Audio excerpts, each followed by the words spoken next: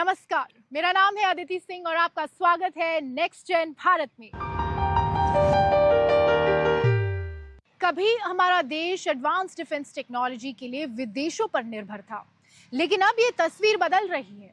आज हमारे युवा इंजीनियर्स और स्टार्टअप्स ऐसी स्मार्ट डिफेंस टेक्नोलॉजीज बना रहे हैं जो सेना को और मजबूत बना सकती है। कहीं AI बेस्ड नेविगेशन सिस्टम्स तैयार हो रहे हैं तो कहीं सिक्योर कम्युनिकेशन और लेजर डिवाइसेस पर काम हो रहा है। यानी मेक इन इंडिया अब डिफेंस सेक्टर में नई ताकत बनता दिख रहा है। देश का रक्षा क्षेत्र अब सिर्फ हथियार और जरूरी उपकरण खरीदने वाला बाजार नहीं, बल्कि हाईटेक इनोवेशन का नया सेंटर बनता जा रहा है। एक समय था जब अत्याधुनिक सैन्य तकनीक के लिए देश काफी हद तक विदेशों पर निर्भर था, लेकिन मेक इन इंडिया और आत्मनिर्भर भारत की पहलों से आज देश का रक्षा उत्पादन बढ़कर करीब 1.54 लाख करोड़ रुपए के रिकॉर्ड स्तर पर पहुंच चुका है, जबकि रक्षा निर्यात भी बढ़कर 38,000 करोड़ रुपए से ज्यादा हो गया है। इस बदलाव के पीछे का कारण है देश में ही सेना के आधुनिक उपकरण और हथियार बनाने के लिए सरकार निजी क्षेत्रों और स्टार्टअप्स को बढ़ावा दे रही है। बेंगलुरु स्थित क्यूबिट्रॉनिक्स सॉल्यूशंस इसी बदलाव की एक मिसाल है, जिन्होंने एक स्मार्ट लेजर रेंज फाइंडर यानी स्मार्ट LRF तैयार किया है। आमतौर पर ऐसे उपकरण सिर्फ लक्ष्य की दूरी बताते हैं, लेकिन ये सिस्टम उससे कहीं ज्यादा काम करता है। ये लक्ष्य की दूरी के साथ साथ उसकी लोकेशन और GPS कोऑर्डिनेट्स भी बता सकता है। और खास बात यह है कि इसे मोबाइल से भी कनेक्ट किया जा सकता है। हमारा डिवाइस मोबाइल के थ्रू कनेक्ट हो जाता है। जैसे कि आप देख रहे हैं, हमने इसको कनेक्ट कर दिया है और ये मोबाइल के थ्रू हमारा डिवाइस इंटरनेट के थ्रू कनेक्ट हो जाएगा। हम यहाँ से कमांड सेंड कर सकते हैं और पूरा डेटा मॉनिटरिंग, स्टेटस मॉनिटरिंग हम मोबाइल पे ले सकते हैं। इस सिस्टम में बिल्ट इन कंपास और नेविगेशन फीचर भी मौजूद हैं, जो कठिन परिस्थितियों में सैनिकों को दिशा समझने और अपनी लोकेशन ट्रैक करने में मदद कर सकता है। सबसे खास बात यह है कि ये विदेशी नेविगेशन सिस्टम पर निर्भरता कम करने की दिशा में भी काम करता है। So this technology will make India as a self-reliant and no other country, like we will not be depending on any other country for the technology and for any of the warfare equipments. So this will be making us a self-reliant and self-sufficient for all the needs. इस स्वदेशी तकनीकी को रक्षा अनुसंधान और विकास संगठन यानी DRDO और Indian Optel limited Dehradun से भी रुचि मिली है, जिससे उत्साहित होकर यहाँ के युवा और अधिक मजबूत और उन्नत सिस्टम पर काम कर रहे हैं। यहाँ पे हम जो इलेक्ट्रो ऑप्टिक्स में काम कर रहे हैं, इसका जो एप्लीकेशन है वो डिफेंस के अंदर और इंडस्ट्री में और स्मार्ट सिटी और कहीं अन्य फील्ड्स में है। इसी क्रम में अब ऐसी तकनीकों पर भी काम हो रहा है जो भविष्य के सुरक्षित सैन्य संचार नेटवर्क को पूरी तरह बदल सकती है। बेंगलुरु का डीप टेक स्टार्टअप कॉस्मिक देश का पहला स्वदेशी ऑप्टिकल स्पेस कम्युनिकेशन इंफ्रास्ट्रक्चर तैयार कर रहा है। आसान भाषा में कहें तो ये लेजर के जरिए डेटा भेजने की ऐसी तकनीक है जो पारंपरिक रेडियो सिस्टम से कई गुना ज्यादा तेज मानी जाती है। आज सैटेलाइट्स भारी मात्रा में डेटा इकट्ठा करते हैं, लेकिन मौजूदा सिस्टम उस डेटा को उतनी तेजी से ट्रांसफर नहीं कर पाते। ऐसे में काफी जानकारी देर से पहुंचती है। यहाँ इसी समस्या का समाधान तैयार हो रहा है। फास्ट स्टीयरिंग मिरर एक ऐसा टाइप का मिरर है जो हमें एबिलिटी देता है कि हम लाइट को सबसे ज़्यादा लेवल तक हम कंट्रोल कर पाएं इन टर्म्स ऑफ रिफ्लेक्शन। और इसका एंगल हम आपके बाल से भी छोटे लेवल तक हम इसकी एंगल और इसकी रिफ्लेक्शन कंट्रोल कर सकते हैं। इस तकनीक की सबसे बड़ी खासियत इसकी सुरक्षा है। लेजर बीम बेहद सक्रिय होती है, इसलिए इसे बीच में रोकना या जाम करना काफी मुश्किल माना जाता है। यानी आने वाले समय में सेना के लिए तेज, सुरक्षित और हाई स्पीड कम्युनिकेशन संभव हो सकेगा। हम जो नॉर्मली लोड करते हैं या रीड करते हैं वो हम डिग्री में करते हैं। 1 डिग्री से भी छोटा अगर हम रेजोल्यूशन पे इसको पॉइंट करना चाहते हैं तो हम इस तकनीक का इस्तेमाल करते हैं। इससे हम लेज़र पॉइंटिंग का इस्तेमाल बहुत अच्छे से कर सकते हैं। ये हमारी सेनाओं के लिए पॉइंटिंग, शूटिंग एंड ट्रैकिंग तीनों में यूज़ हो सकता है। वहीं कुछ स्टार्टअप्स ड्रोन और रोबोटिक्स के लिए हाई प्रिसिशन नेविगेशन सिस्टम भी विकसित कर रहे हैं। यानेंद्रिय नाम का स्टार्टअप AI आधारित सेंसर और फ्लाइट कंट्रोल सिस्टम पर काम कर रहा है, जो ड्रोन को कठिन परिस्थितियों में भी बेहतर स्थिरता और सटीक दिशा देने में मदद करता है। इन तकनीकों का इस्तेमाल सिर्फ रक्षा क्षेत्र में ही नहीं, बल्कि स्मार्ट खेती, इंडस्ट्रियल ऑटोमेशन और सर्विलांस सिस्टम में भी बढ़ रहा है।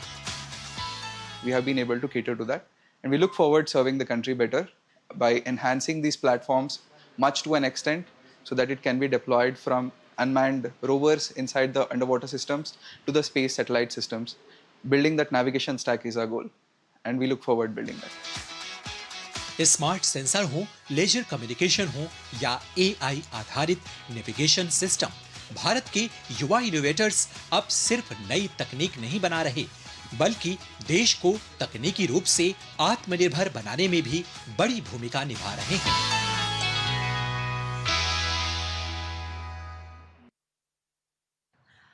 आज देश के गांवों में स्वास्थ्य सेवाओं की तस्वीर धीरे धीरे बदल रही है। अब इलाज के लिए लोगों को हर बार शहरों की ओर नहीं भागना पड़ रहा, क्योंकि मोबाइल हेल्थ यूनिट्स और ई-क्लिनिक जैसी नई पहलें डॉक्टर और जरूरी सुविधाओं गांव तक पहुंचा रही है। कहीं छोटी वैन मिनी हॉस्पिटल बन चुकी है, तो कहीं टेक्नोलॉजी के जरिए कुछ ही मिनटों में डॉक्टर से सलाह मिल रही है। देखिए कैसे गांव-गांव तक पहुंच रही है स्वास्थ्य सुविधाएं।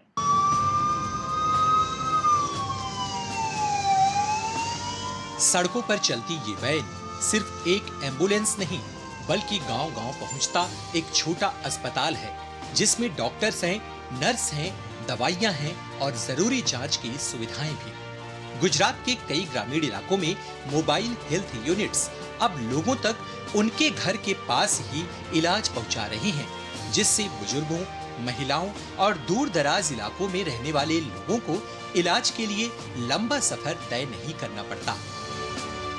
मेडिकल यूनिट कैंप गांव-गांव में आता है, घर-घर में ट्रीटमेंट चालू होता है और हर गांव लोगों की ट्रीटमेंट लेते हैं। खास बात यह है कि लोग उम्र या बीमारी की वजह से अस्पताल नहीं जा पाते, उन तक भी ये सेवाएं पहुंचाई जा रही हैं। यानी अब स्वास्थ्य सेवाएं सिर्फ शहरों तक सीमित नहीं रही। ऐसा कोई बीमार है या उसको कुछ पता नहीं है और आरोग्य की सुविधा लेना चाहता है, तो उसे गांव में जाके, या फिर कोई बूढ़ा है, बुजुर्ग है, चल नहीं पाता, तो उसके घर पर भी जाके हम ये सेवाएं देते हैं। आज इसी तरह की सोच देश के दूसरे हिस्सों में भी दिखाई दे रही है, खासकर ओडिशा में, जहां घने जंगलों और दूर दराज इलाकों में रहने वाले आदिवासी समुदायों तक अब मेडिकल सुविधाएं पहुंच रही हैं। कॉर्पोरेट की बड़ी नौकरी छोड़कर प्रियदर्शी महापात्रा ने कोविड के दौरान एक संकल्प लिया, ओडिशा के दूर दराज और आदिवासी इलाकों तक बेहतर स्वास्थ्य सेवाएं पहुंचाने का। आज उनकी पहल ई-क्लिनिक के जरिए तकनीक और जमीनी स्वास्थ्य सेवाओं को जोड़ रही है। ओडिशा के सुदूर गांवों में बने ये डिजिटल स्वास्थ्य केंद्र लोगों को कुछ ही मिनटों में विशेषज्ञ डॉक्टरों से ऑनलाइन परामर्श की सुविधा दे रहे हैं, उन इलाकों में जहां कभी डॉक्टर तक पहुंचना भी बेहद मुश्किल था। हमने एक बहुत ही बड़ा इनोवेशन किया। हमारा इनोवेशन का कोर था कि ऐसे एक मॉडल बनाओ जिसमें हेल्थ केयर के सारे सुविधाएं गांव तक पहुंचे। तो हमने बनाया आई थिंक विश्व का पहला rural health care operating system. तो हमारा जो सिस्टम था वो 6 लेयर्स में है और ये सारे लेयर एक दूसरे के साथ काम करते हैं और बड़े इंटेलिजेंट वे में ये हेल्थ केयर सुविधाएं लेके आते हैं। महापात्रा की पहल के तहत आज ओडिशा, झारखंड और छत्तीसगढ़ में 200 से अधिक ई-क्लिनिक संचालित हो रहे हैं, जहां ग्रामीण और आदिवासी समुदायों को बेहद कम शुल्क में इलाज मिल रहा है। हाँ, हमको सब सुविधा मिलुचे। 3 वर्ष हेलानी आमे सब परीक्षा निरीक्षा करूँ। हार्ट पेशेंट ମୁଁ ସବୁ ଏଠି ପରୀକ୍ଷା କରେ। मोबाइल हेल्थ यूनिट से लेकर डिजिटल ई क्लिनिक तक भारत में स्वास्थ्य सेवाओं की तस्वीर तेजी से बदल रही है। तकनीक और मानवीय सेवा के मेल से अब इलाज शहरों से निकलकर गांवों और आदिवासी इलाकों तक पहुंच रहा है और यही है नए भारत की असली स्वास्थ्य क्रांति। आज के दौर में सबसे बड़ी लड़ाई सिर्फ विकास की नहीं बल्कि प्रकृति को बचाने की भी है। झारखंड के जंगलों में एक महिला पिछले कई सालों से इसी मिशन में जुटी हुई है। हाथ में डंडा और साथ में महिलाओं की टोली और लक्ष्य साफ है, जंगलों को हरा भरा रखना। लोग उन्हें लेडी टार्जन कहते हैं। तो आइए देखते हैं कैसे एक महिला की पहल आज पूरे इलाके में बदलाव की एक मिसाल बन चुकी है।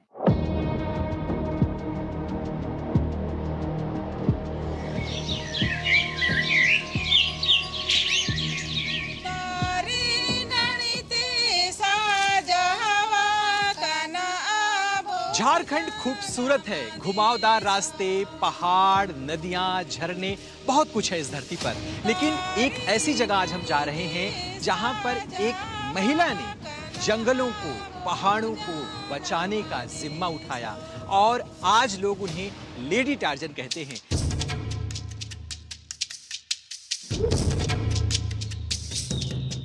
ये सिर्फ जंगल नहीं है, ये सांस लेती हुई जिंदगी है और इन जंगलों की रक्षा में सालों से डटी है महिलाओं की एक सेना। हाथों में हथियार नहीं, हौसला है, डर नहीं, जंगल को बचाने का जुनून है। झारखंड के इन घने जंगलों में लोग इन्हें एक नाम से जानते हैं, लेडी टार्जन।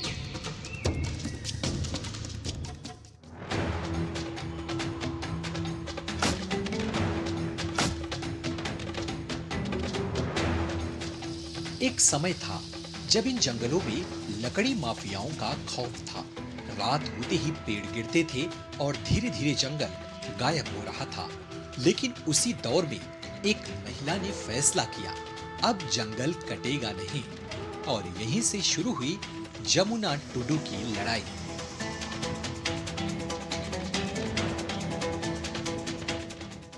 ऐसे भी पता चला हम लोग मतलब पेड़ अगर कटिंग होता तो आवाज आता है ना, तो फिर हम लोग सब महिला लोग दौड़ के आ जाती है।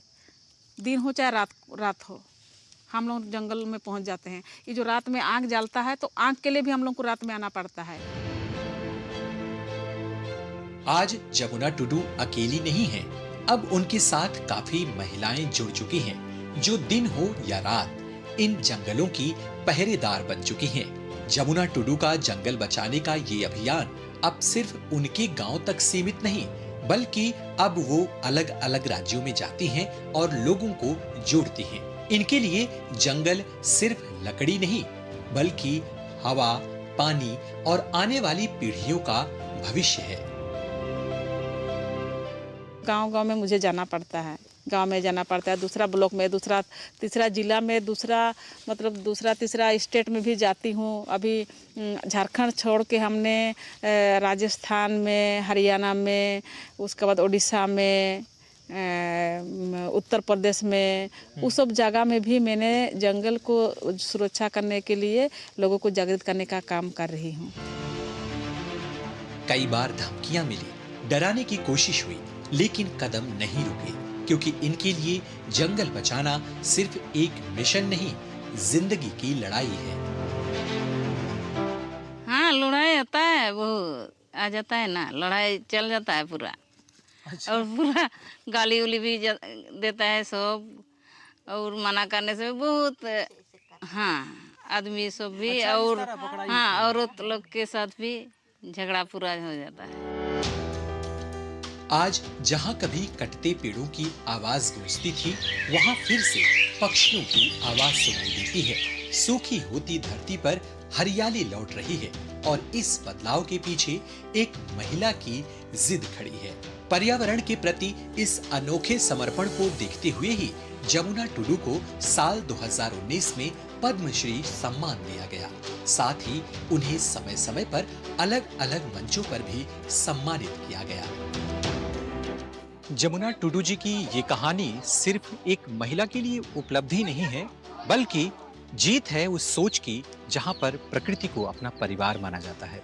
और यही तो कारण है कि इस पूरे परिवार को बचाने के लिए जमुना जी और उनके साथ की महिलाओं ने अपने परिवार के कई सदस्यों को खोया। तभी तो लोग आजकल उन्हें आसपास लेडी टार्जन कहते हैं, तो कोई कहता है उनको वन देवी।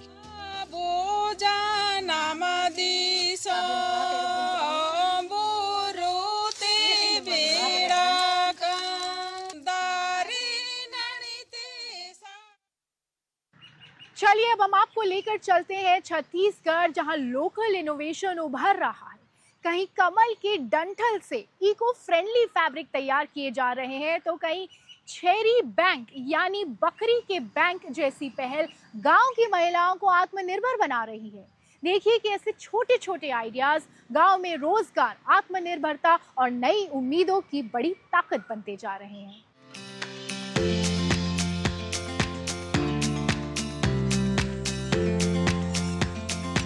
तालाबों में खिलता खूबसूरत कमल, जो हमारे देश का राष्ट्रीय फूल भी है, सदियों से सुंदरता, संस्कृति और आस्था का प्रतीक माना जाता रहा है। देश के कई हिस्सों में किसान बड़े पैमाने पर इसकी खेती कर रहे हैं, लेकिन फूल के इस्तेमाल के बाद इसका डंठल अक्सर बेकार समझकर फेंक दिया जाता था। लेकिन अब रायपुर में यही कमल का डंठल एक नई पहचान बना रहा है। इसी डंठल से तैयार हो रहा है लोटस सिल्क, यानी ऐसा इको फ्रेंडली धागा जिससे सस्टेनेबल फैब्रिक बनाया जा रहा है। कोई भी स्वरोजगार जो है वो ऐसा होना चाहिए कि उसमें पर्यावरण को किसी किस्म का कोई नुकसान ना पहुंचे। तो ये जो आप देख रहे हैं कमल के रेशे से धागा बनाना, कमल एक तरह का वेस्ट है, एक तरह का वेस्ट मैनेजमेंट आप इसको बोल सकते हैं कि best out of waste we are making something, ये हम कर रहे हैं। दूसरा चीज ये था कि इसमें रोजगार उन लोगों को मिलना चाहिए जहां इसकी सबसे ज्यादा जरूरत है। कमल के डंठल से धागा बनाने की प्रक्रिया भी दिलचस्प है। सबसे पहले तालाब से कमल के डंठल लाए जाते हैं, फिर उन्हें छोटे छोटे हिस्सों में काटकर उसके अंदर से बेहद महीन फाइबर्स निकाले जाते हैं। इन फाइबर्स को हाथों से धीरे धीरे जोड़कर लंबा धागा तैयार किया जाता है और फिर उसी धागे से कपड़ा, जो पूरी तरह सस्टेनेबल है। ये 100% सस्टेनेबल है। साथ ही साथ इसमें और भी कई तरह के प्रॉपर्टी हैं, जैसे आप देखेंगे एंटी बैक्टीरियल है ये, और क्रीज रेजिस्टेंट है, यानी कि जैसे हम लोग को हर बार कॉटन के कपड़े को प्रेस करना पड़ता है, तो हम लोग को इसको प्रेस करने की ज़्यादा ज़रूरत नहीं पड़ती। और साथ ही साथ इसमें एक एंटी बैक्टीरियल प्रॉपर्टी के कारण ये पसीने के से जल्दी बदबू क्रिएट नहीं करता। इस पहल की सबसे खास बात सिर्फ इनोवेशन नहीं, बल्कि इससे जुड़ा रोजगार भी है। इन ग्रामीण इलाकों में अब कई महिलाएं इस काम से जुड़ रही हैं। यहाँ पे रोजगार आने के बाद 4 लोगों के साथ काम करना पड़ रहा है, बहुत अच्छा खुशी की बात है। छत्तीसगढ़ में बदलाव सिर्फ यहाँ तक सीमित नहीं है, बल्कि गांवों में महिलाओं को सशक्त बनाने के लिए कई प्रयास किए जा रहे हैं। सरगुजा में एक ऐसी ही पहल धीरे धीरे लोगों की जिंदगी बदल रही है, जिसे नाम दिया गया है छेरी बैंक यानी गोट बैंक। राष्ट्रीय ग्रामीण आजीविका मिशन और जिला प्रशासन की इस पहल के तहत महिलाओं को बकरियां दी जा रही हैं, ताकि वो पशुपालन के जरिए अपनी आमदनी बढ़ा सकें। अगर देखा जाए तो एक बकरी अपने लाइफ साइकिल में कुल 25 बच्चे देती है, तो इस प्रकार 4 बकरी से उसके पास 100 मेमने होंगे, लेकिन उसको केवल हमको 16 मेमने वापस करने हैं। इस प्रकार वो 84 मेमने उसके शुद्ध लाभ होंगे, जिसको वो बड़ा करके 5,000 10,000 की लागत पे बेच सकती है। गांव में बहुत सारी ऐसे महिलाएं हैं जो सक्षम नहीं हैं आर्थिक रूप से, जो खुद 20,000 मान के चलिए 4 बकरियां उन लोग लेंगे तो उनको 20,000 रुपये लगेगा, लेकिन इस योजना के जरिए उन लोग 3,000 में ही उन लोग 4 बकरियां ले सकते हैं, तो उन लोग के लिए भी आसानी रहेगा।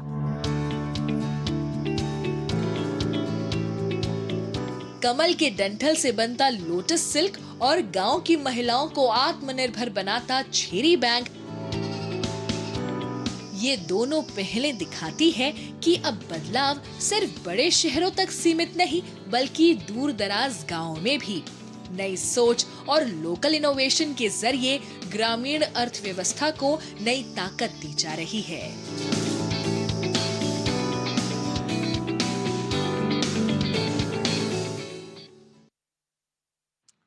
अगर आपका प्लान कभी अंडमान एंड निकोबार आइलैंड्स जाने का बने तो सिर्फ बीचेस ही नहीं, एक ऐसी जगह जरूर एक्सप्लोर करना जहां खंडरों के बीच हरियाली उगती है और हिरण और मोर खुले में बेखौफ घूमते हैं। मैं बात कर रही हूँ रॉस आइलैंड की, जहां इतिहास और प्रकृति दोनों आपको एक साथ मिलेंगे। तो चलिए चलते हैं इस आइलैंड पे, जहां हर एक पल एक नया एक्सपीरियंस बन जाता है।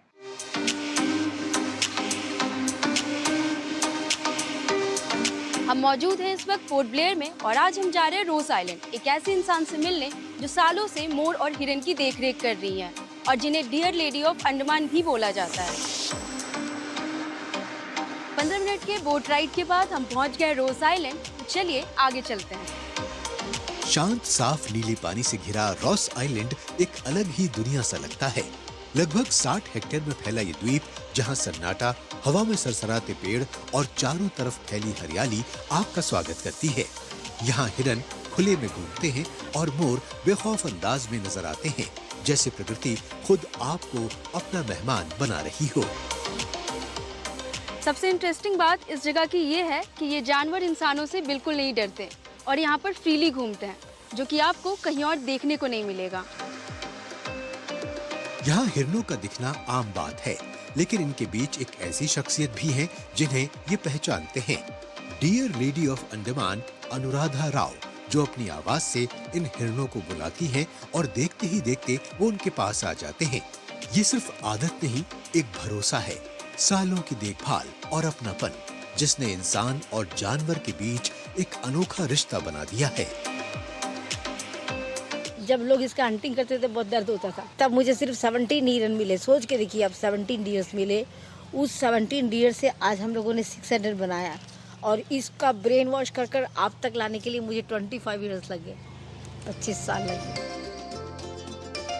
ये द्वीप छोटा जरूर है, लेकिन हर मोड़ पर एक नई कहानी मिलती है।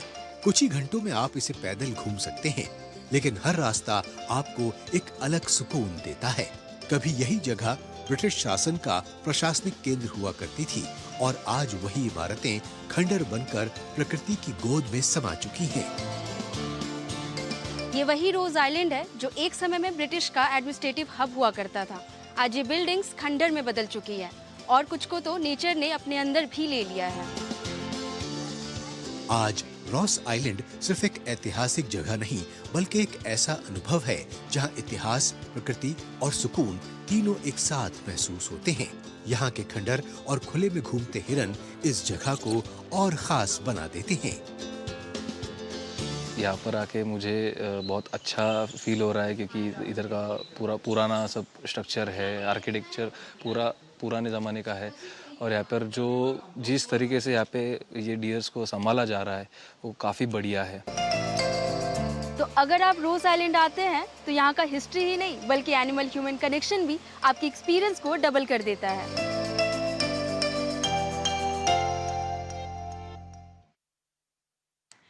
तो आज के शो में फिलहाल इतना ही। अगले एपिसोड में आपसे फिर मुलाकात होगी, तब तक के लिए धन्यवाद।